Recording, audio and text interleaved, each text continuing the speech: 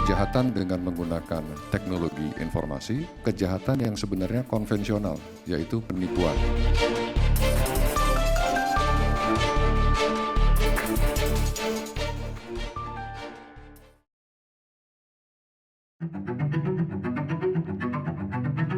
Pernahkah Anda menerima SMS atau notifikasi yang tampak resmi namun isinya mencurigakan? Di balik itu, bisa jadi ada ancaman bernama fake BTS. Apa sebenarnya fake BTS ini dan mengapa ia begitu berbahaya?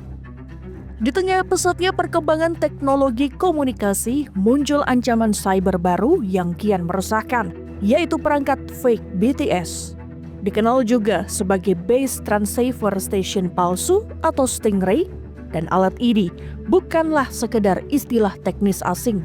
Ia adalah jebakan digital yang dirancang untuk meniru menara BTS operator seluler resmi. Beroperasi secara senyap untuk memanipulasi sinyal ponsel dan mengancam keamanan data pribadi jutaan pengguna. Fenomena ini menjadi alarm bagi kita semua untuk lebih waspada di dunia maya. Ketika sebuah fake BTS diaktifkan di suatu area, ia akan memancarkan sinyal yang lebih kuat daripada menara operator asli di sekitarnya.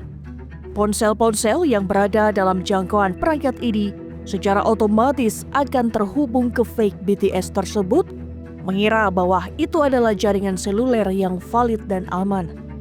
Setelah ponsel-ponsel calon korban berhasil terjebak dan terhubung ke fake BTS palsu ini, para pelaku kejahatan cyber dapat melancarkan berbagai modus operandi.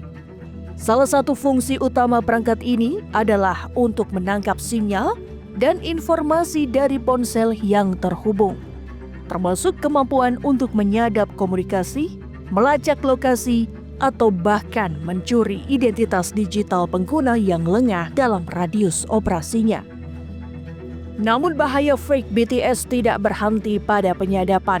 Perangkat ini juga dimanfaatkan secara masif untuk mengirimkan pesan-pesan palsu, seringkali berupa SMS atau notifikasi yang menyerupai pesan resmi dari bank, kurir paket, atau lembaga pemerintah. Tujuan utamanya adalah untuk memancing korban agar mengklik tautan berbahaya atau phishing link yang disematkan dalam pesan tersebut, dan juga mengunduh aplikasi mencurigakan yang mengandung malware.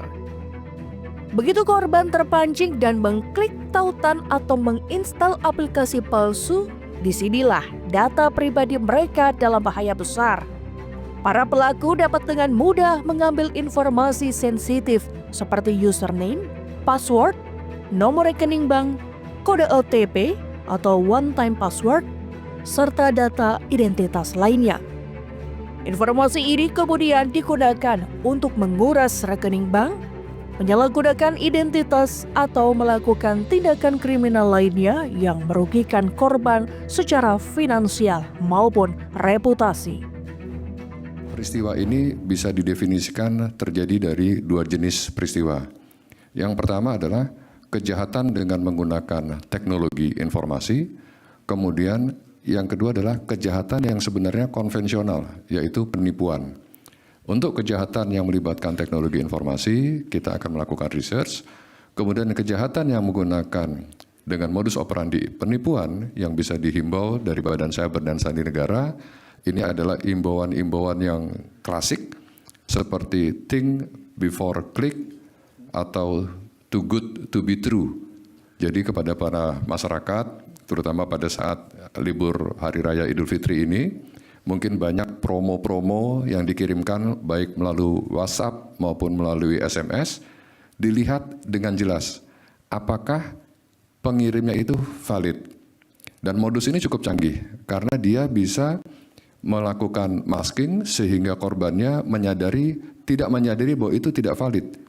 Karena dia menggunakan nomor-nomor handphone dan domain-domain yang valid.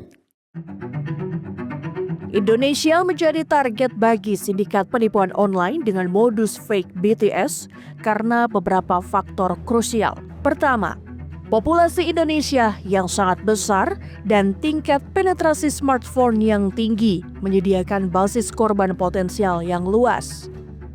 Kedua, tingkat literasi digital masyarakat yang masih bervariasi.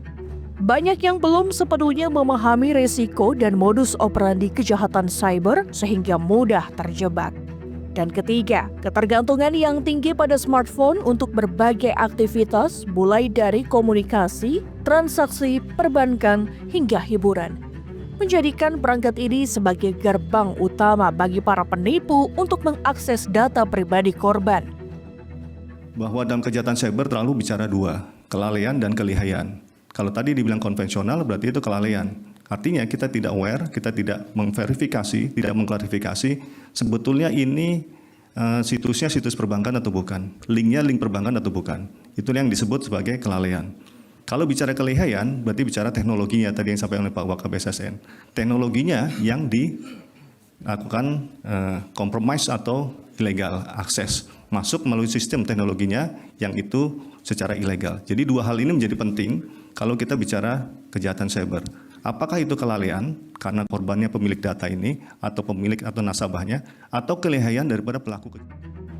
Dalam beberapa tahun terakhir, landscape kejahatan siber di Indonesia terus mengalami evolusi yang mengkhawatirkan. Dengan penipuan online menjadi salah satu momok utama yang merugikan masyarakat. Meskipun data spesifik mengenai kasus penipuan yang secara eksklusif menggunakan perangkat fake BTS masih belum terklasifikasi secara terperinci oleh otoritas publik karena fake BTS sering menjadi bagian dari modus penipuan online yang lebih besar. Namun laporan dari Direktorat Tindak Pidana Siber Polri secara konsisten menunjukkan kenaikan drastis. Data statistik penipuan online yang dipublikasikan oleh website Patroli Siber Polri menyebut jumlah laporan polisi yang dibuat masyarakat hingga Juli 2025 mencapai 14.495 laporan. Di sisi lain, Jasa Otoritas Keuangan melalui Satgas Pemberantas Aktivitas Keuangan Ilegal atau Satgas Pasti menyebut data laporan masyarakat terkait penipuan siber di Indonesia saat ini dalam keadaan darurat. Satgas Pasti mengungkap Indonesia Anti-Scam Center mencatat hingga tahun 2025 ada lebih dari 153.000 laporan yang diterima.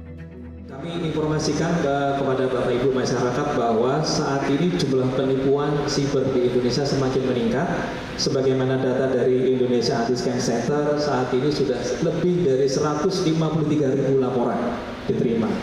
Jumlah dana korban mencapai 3,2 triliun dan rekening yang kami blokir terkait dengan penipuan di sektor jasa keuangan mencapai 54.000 lebih dari rekening yang sudah kami blokir.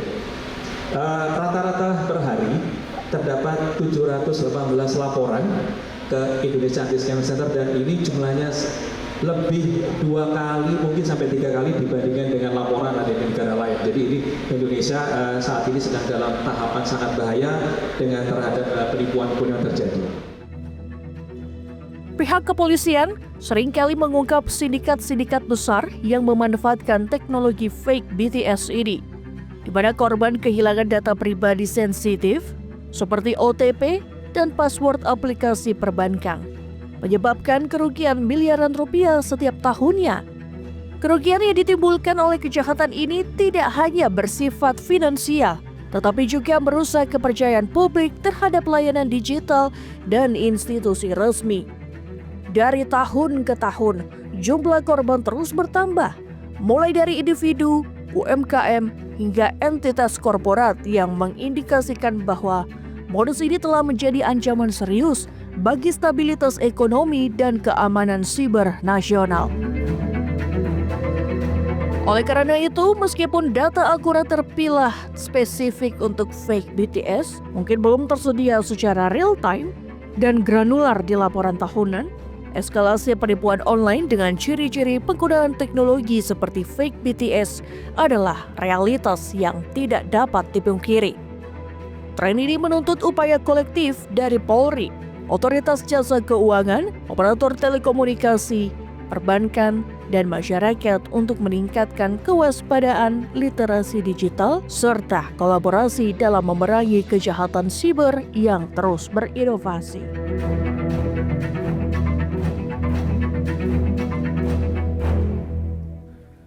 di mana hasil dari kegiatan pemantauan dan pengawasan tersebut telah terkumpul fakta adanya penyebaran SMS palsu berisi penipuan yang mengatasnamakan salah satu bank.